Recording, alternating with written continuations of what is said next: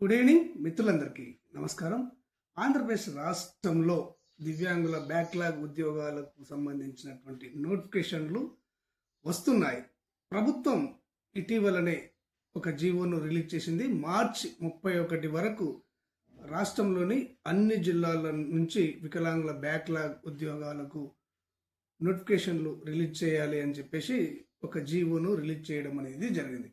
అన్నట్టుగానే మార్చి ఇవాళ 9వ తేదీ వరకు 2 జిల్లాల నుంచి దివ్యాంగుల బ్యాక్లాగ్ ఉద్యోగాలకు సంబంధించినటువంటి నోటిఫికేషన్లు వచ్చాయి. కృష్ణా జిల్లా నుంచి ఒక నోటిఫికేషన్ వచ్చిందంటే కృష్ణా జిల్లా ఉమ్మడి జిల్లా నుంచి ఒక నోటిఫికేషన్ రావడం అనేది జరిగింది. కడప జిల్లా నుంచి నోటిఫికేషన్ రావడం అనేది జరిగింది. అయితే ఈ దివ్యాంగుల బ్యాక్లాగ్ ఉద్యోగాలకు ఏ విధంగా దరఖాస్తు చేసుకోవాలి అన్న వివరాలను మరియు ఏ డాక్యుమెంట్స్ తప్పనిసరిగా జత చేయాలి, ఏ డాక్యుమెంట్స్ జత చేయనట్లయితే మీ అప్లికేషన్ రిజెక్ట్ కావడం అనేది జరుగుతుంది అన్న పూర్తి వివరాలను మీకు అర్థమయ్యే విధంగా మీకు డిస్ప్లే చేస్తూ ఈ వీడియో ద్వారా మీకు తెలియజేయడం అనేది జరుగుతుంది. ఓకే ఫ్రెండ్స్, ఈ వీడియో కొద్దిగా లెంత్ ఉండే అవకాశం అనేది ఉంది. ఎక్కడ స్క్రిప్ట్ చేయకుండా ఈ వీడియోను పూర్తిగా మీరు చూసినట్లయితేనే ఈ వికలాంగుల బ్యాక్లాగ్ ఉద్యోగాలకు మీరు దరఖాస్తు చేసుకోగలుగుతారు, మీకు ఉద్యోగ అవకాశాలు కలుగుతాయి. ఇక విషయంలోకి వెళ్లే ముందు ఇప్పటి వరకు అంతర్నేత్ర ఛానల్ను సబ్స్క్రైబ్ చేసుకున్నటువంటి వారు తప్పకుండా సబ్స్క్రైబ్ చేసుకోండి. మన ఛానల్లోకి కొత్తగా వచ్చినటువంటి వారు అంతర్నేత్ర ఛానల్ను ఆదరించండి, సబ్స్క్రైబ్ చేసుకోండి.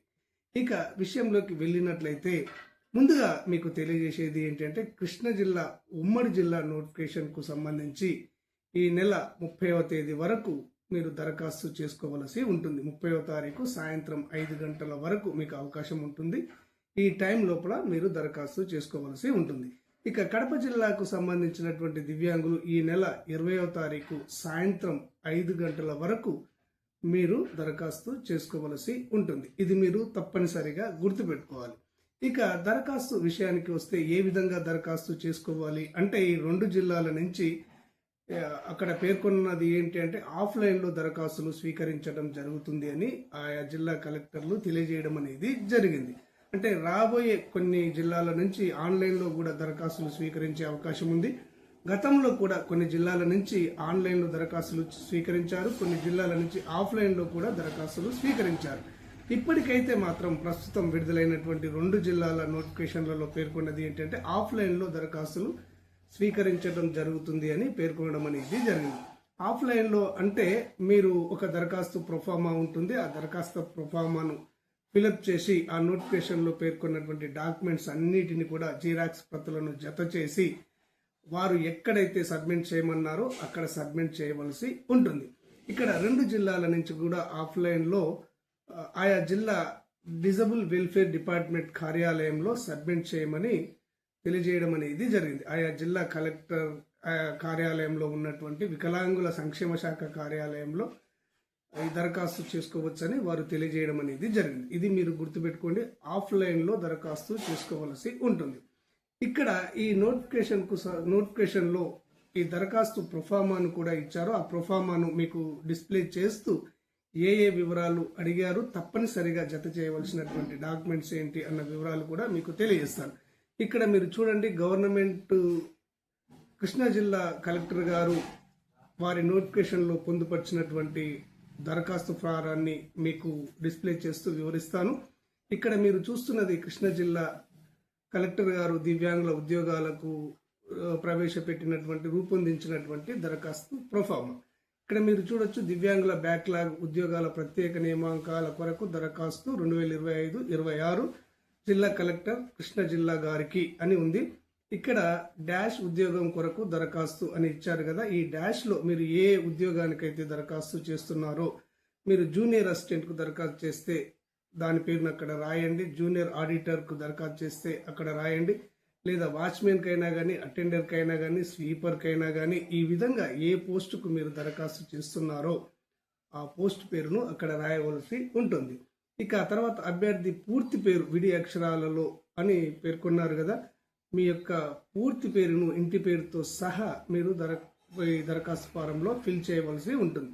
దానికంటే ముందు మీరు చేయవలసింది ఏంటంటే ఇక్కడ అభ్యర్థి పాస్పోర్ట్ సైజ్ ఫోటో అని ఇచ్చారు కదా, మీ యొక్క పాస్పోర్ట్ సైజ్ ఫోటోను ఇక్కడ తప్పనిసరిగా అంటించండి. ఓకే, ఇక తర్వాత మీ అభ్యర్థి పూర్తి పేరు ఇక్కడ రాసిన తర్వాత తండ్రి పేరును అడిగారు, మీ తండ్రి పేరును ఇక్కడ మెన్షన్ చేయండి. ఇక పుట్టిన తేదీ మరియు 1/7/2026 నాటికి వయస్సు, అంటే మీ పుట్టిన తేదీ ఏదైతే ఎస్ఎస్సి మెమోలో లేదా సంబంధిత మార్క్స్ షీట్లో ఏ డేట్ ఆఫ్ బర్త్ అవుతుందో దాన్ని మెన్షన్ చేయండి.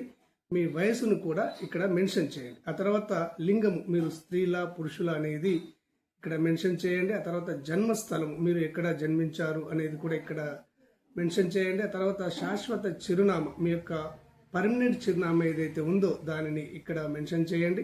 ప్రస్తుత చిరునామా, అంటే మీరు ఇప్పుడు నివసిస్తున్నటువంటి చిరునామాలో ఏదైనా మార్పు ఉంటే ఆ చిరునామాని ఇక్కడ మెన్షన్ చేయండి.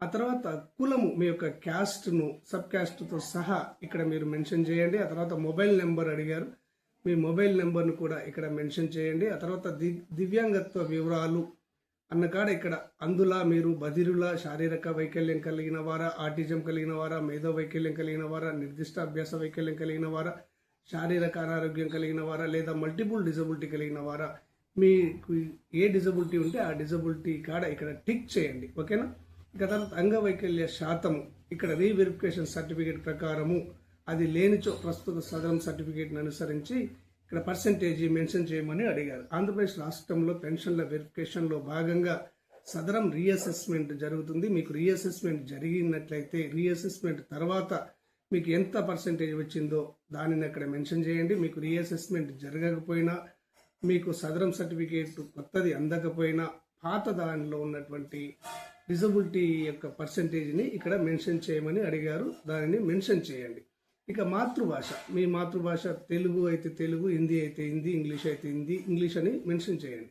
ఎంప్లాయ్మెంట్ రిజిస్ట్రేషన్ నెంబర్ అండ్ తేదీ మరియు గడువు తేదీ, మీకు ఎంప్లాయ్మెంట్ రిజిస్ట్రేషన్ ఉంటుంది కదా, ఎంప్లాయ్మెంట్ రిజిస్ట్రేషన్ నెంబరు ఇక్కడ మెన్షన్ చేయండి. ఆ రిజిస్ట్రేషన్ ఎప్పుడు చేసుకున్నారు అనే తేదీని మెన్షన్ చేయండి. ఆ ఎంప్లాయ్మెంట్ రిజిస్ట్రేషన్ ఎప్పుడు ల్యాబ్స్ అయిపోతుంది, రెన్యువల్ ఎప్పుడు ఉంది అనే డేట్ కూడా ఇక్కడ మెన్షన్ చేయండి. ఇక తర్వాత విద్యార్హతలను అడిగారు. సాధారణ విద్యార్హతలు, అకాడమిక్ విద్యార్హతలు ఏముంటే, మీరు డిగ్రీ చదువుకున్నారా, ఇంటర్ చదువుకున్నారా, లేకపోతే పీజీ చేశారా, పిహెచ్డి చేశారా, లేకపోతే 10th క్లాస్ వరకే చదువుకున్నారా, 7th వరకే చదువుకున్నారా, మీరు ఏ చదువునైతే చదువుకుంటారో దానికి సంబంధించిన వివరాలు ఇక్కడ మెన్షన్ చేయండి. ఇక తర్వాత 13వది 4వ తరగతి నుండి అర్హత పరీక్ష వరకు దరఖాస్తుదారు చదివిన సంస్థ లేదా సంస్థల పేర్లు, స్టడీ సర్టిఫికేట్ జత చేయవలను అని అడిగారు. ఇక్కడ పూర్తి చిరునామాతో సంస్థ పేరు, గ్రామం, మండలం, జిల్లా, అంటే మీరు ఇక్కడ 1వ తరగతి నుంచి మీరు చదువుకున్న తరగతి, డిగ్రీ వరకు అయితే డిగ్రీ వరకు, 10th క్లాస్ వరకు అయితే 10th క్లాస్ వరకు, ఇంటర్ వరకు అయితే ఇంటర్ వరకు, 7వ తరగతి వరకు అయితే 7వ తరగతి వరకు, 5వ తరగతి వరకు అయితే 5వ తరగతి వరకు ఎక్కడ ఏ చిరునామాలో, ఏ మండలంలో, ఏ గ్రామంలో, ఏ స్కూల్లో చదువుకున్నారు అని ఇక్కడ మెన్షన్ చేయండి. ఆ తరగతిలో ప్రవేశించినటువంటి తేదీ ఎప్పుడు అయితే ఆ తేదీని మెన్షన్ చేయండి. ఆ తరగతిని వదిలిపెట్టే తేదీ ఎప్పుడు ఉంటే ఆ తేదీని ఇక్కడ మెన్షన్ చేయండి. మీరు ఏ తరగతికి సంబంధించినటువంటి వివరాలు ఇస్తున్నారో ఆ తరగతి ఉత్తీర్ణతపై వివరాలు ఇక్కడ తెలియజేయండి. తర్వాత మీరు గుర్తుపెట్టుకోవాల్సింది ఏంటంటే అర్హత పరీక్ష మార్కుల వివరాలు. ఇక్కడ అర్హత పరీక్ష అంటే 5వ తరగతి అర్హతతోని కొన్ని ఉద్యోగాలు భర్తీ చేస్తారని చెప్పాను కదా, 7వ తరగతి అర్హతతోని కొన్ని ఉద్యోగాలు భర్తీ చేస్తారు, డిగ్రీ అర్హతతోని కొన్ని ఉద్యోగాలు భర్తీ చేస్తారని చెప్పాను కదా. ఇక్కడ ఈ అర్హత పరీక్షకు సంబంధించి రిజిస్టర్ నెంబర్, అంటే మీరు 5వ తరగతిలో ఎప్పుడు ప్రవేశించారో 5వ తరగతి యొక్క రిజిస్ట్రేషన్ నెంబర్ని ఇక్కడ మెన్షన్ చేయండి. 5వ తరగతి పాస్ అయిన పరీక్ష మరియు తేదీని ఇక్కడ మెన్షన్ చేయండి. సాధించిన మార్కులను ఇక్కడ మెన్షన్ చేయండి. మొత్తం మార్కులు ఎన్ని ఉన్నాయి అనేది మెన్షన్ చేయండి. మీకు ఎంత శాతం పర్సెంటేజ్ వచ్చింది అనేది మెన్షన్ చేయండి. ఇక్కడ 5వ తరగతి నుంచి 7వ తరగతి వరకు, ఇక్కడ క్లాస్ 4th ఉద్యోగాలను తీసుకున్నట్లయితే 7వ తరగతి ఉత్తీర్ణతతో మీరు దరఖాస్తు చేసుకున్నట్లయితే ఇక్కడ 7వ తరగతి సంబంధించినటువంటి రిజిస్ట్రేషన్ నెంబరు, మీ స్కూల్లో రిజిస్ట్రేషన్ నెంబర్ ఉంటుంది కదా, ఆ రిజిస్ట్రేషన్ నెంబరు, పాస్ అయిన పరీక్ష మరియు తేదీ, 7వ తరగతి ఎప్పుడు పాస్ అయ్యారు లేదా డిగ్రీ ఎప్పుడు పాస్ అయ్యారు అన్న తేదీని, మరియు 7వ తరగతిలో కానివ్వండి 5వ తరగతిలో కానివ్వండి మీకు వచ్చినటువంటి మార్కులు, ఆ సంవత్సరం మొత్తం మార్కులు ఎన్ని ఉన్నాయి, 400 ఉన్నాయా, 500 ఉన్నాయా, 600 ఉన్నాయా అన్న మార్కులను ఇక్కడ మెన్షన్ చేయండి. మీకు వచ్చిన మార్కుల పర్సెంటేజీని ఇక్కడ క్లారిటీగా మెన్షన్ చేయండి.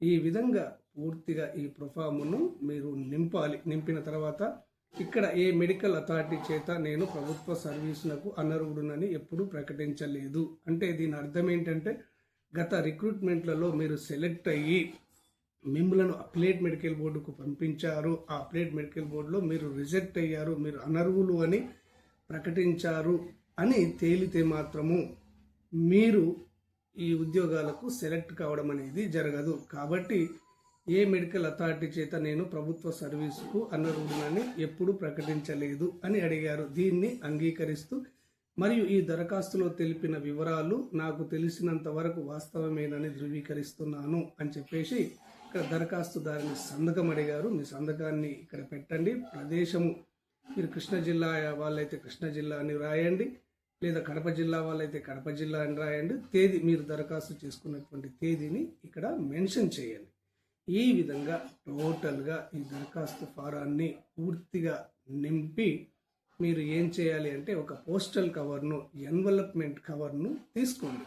ఆ ఎన్వలప్మెంట్ కవర్ను తీసుకొని ఈ దరఖాస్తు ఫారానికి కంపల్సరిగా జత చేయవలసినటువంటి సర్టిఫికేట్ల జిరాక్స్ ప్రతులను అన్నిటిని కూడా జత చేసి ఆ ఎన్వలప్మెంట్ కవర్లో, పోస్టల్ కవర్లో మీరు పెట్టాలి. పోస్టల్ కవర్లో పెట్టి సీల్ చేసి ఆ కవర్ పైన కృష్ణా జిల్లా దివ్యాంగుల బ్యాక్లాగ్ ఉద్యోగాలకు దరఖాస్తు, అటెండర్ కోసము దరఖాస్తు అని రాయండి. మీరు అటెండర్ జాబ్కు దరఖాస్తు చేసుకున్నట్లయితే అటెండర్ కొరకు దరఖాస్తు అని, లేదా వాచ్మెన్ కొరకు దరఖాస్తు చేసుకున్నట్టయితే వాచ్మెన్ కొరకు దరఖాస్తు అని, జూనియర్ అసిస్టెంట్ కొరకు దరఖాస్తు చేసుకున్నట్టయితే జూనియర్ అసిస్టెంట్ కొరకు దరఖాస్తు అని, మీరు ఏ పోస్టుకు దరఖాస్తు చేసుకుంటే ఆ పోస్టు పేరును ఆ కవర్ పైన మీరు రాసి మీ యొక్క జిల్లా వికలాంగుల సంక్షేమ శాఖ కార్యాలయంలో మీరు అందజేయవలసి ఉంటుంది.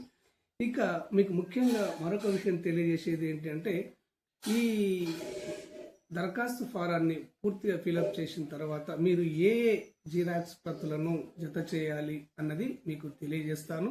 వీటిని మాత్రము కంపల్సరీగా మీరు జత చేయవలసి ఉంటుంది. ముందుగా మీరు జత చేయవలసింది ఏంటంటే సదరం సర్టిఫికేట్, మీ యొక్క వైకల్య ధృవీకరణ పత్రం ఉంటుంది కదా, దానిని జత చేయవలసి ఉంటుంది. మీ పుట్టిన తేదీ సర్టిఫికేట్ను జత చేయవలసి ఉంటుంది. విద్యార్థుల ధృవీకరణ పత్రాన్ని జత చేయవలసి ఉంటుంది. ఎంప్లాయ్మెంట్ రిజిస్ట్రేషన్ సర్టిఫికేట్ను జత చేయవలసి ఉంటుంది. 1వ తరగతి నుంచి 10వ తరగతి వరకు స్టడీ కండక్ట్ సర్టిఫికేట్లను జత చేయవలసి ఉంటుంది. కుల ధృవీకరణ పత్రాన్ని జత చేయవలసి ఉంటుంది. స్థిర నివాస ధృవీకరణ పత్రాన్ని జత చేయవలసి ఉంటుంది. రేషన్ కార్డును జత చేయవలసి ఉంటుంది. ఆధార్ కార్డును జత చేయవలసి ఉంటుంది. ఒక పాస్పోర్ట్ సైజ్ ఫోటోను ఇప్పుడు చెప్పిన విధంగా దరఖాస్తు ఫారం పైన అతికించవలసి ఉంటుంది. ఈ విధంగా ఈ 10 జిరాక్స్ ప్రతులను ఫోటోతో సహా కలిపి 10 ధృవీకరణ పత్రాలను ఈ దరఖాస్తు ఫారానికి జత చేసి ఇప్పుడు నేను చెప్పిన విధంగా ఎన్వలప్మెంట్ కవర్లో పెట్టి ఆ ఎన్వలప్మెంట్ కవర్ పైన ఏ ఉద్యోగానికి దరఖాస్తు చేస్తున్నారో ఆ ఉద్యోగం పేరు రాసి మీ యొక్క జిల్లా వికలాంగుల సంక్షేమ శాఖ కార్యాలయంలో మీరు అందజేయండి. ఈ విధంగా చేసినట్లయితేనే మీ అర్హతను బట్టి మీరు ఉద్యోగాలకు సెలెక్ట్ కావడం అనేది జరుగుతుంది. ఓకే ఫ్రెండ్స్, క్లారిటీగా అర్థమైంది అనుకుంటున్నాను. మీకు వచ్చే వీడియోలో ఇక్కడ గ్రూప్ 4 ఉద్యోగాలకు సంబంధించి జూనియర్ అసిస్టెంట్ కానివ్వండి, జూనియర్ ఆడిటర్ కానివ్వండి, టైపిస్ట్ పోస్టులకు కానివ్వండి ఏ విధంగా సెలక్షన్ ప్రాసెస్ అనేది జరుగుతుంది. ఆ తర్వాత క్లాస్ 4 జాబ్లకు వచ్చేసి అటెండర్ జాబ్లకు కానివ్వండి, వాచ్మెన్ జాబ్లకు కానివ్వండి, స్కావెంజర్ జాబ్లకు కానివ్వండి, కుక్ పోస్టులకు కానివ్వండి, స్కావెంజర్ పోస్టులకు కానివ్వండి, జవైదార్ పోస్టులకు కానివ్వండి, ఈ విధంగా క్లాస్ 4 జాబ్లకు సెలక్షన్ ప్రాసెస్ ఏ విధంగా జరుగుతుంది, మీరు సెలెక్ట్ కావాలి అంటే తప్పనిసరిగా జత చేయవలసినటువంటి డాక్యుమెంట్స్ ఏంటి అన్న పూర్తి వివరాలను మీకు వచ్చే వీడియోలో తెలియజేయడం అనేది జరుగుతుంది. ఓకే ఫ్రెండ్స్, ధన్యవాదాలు.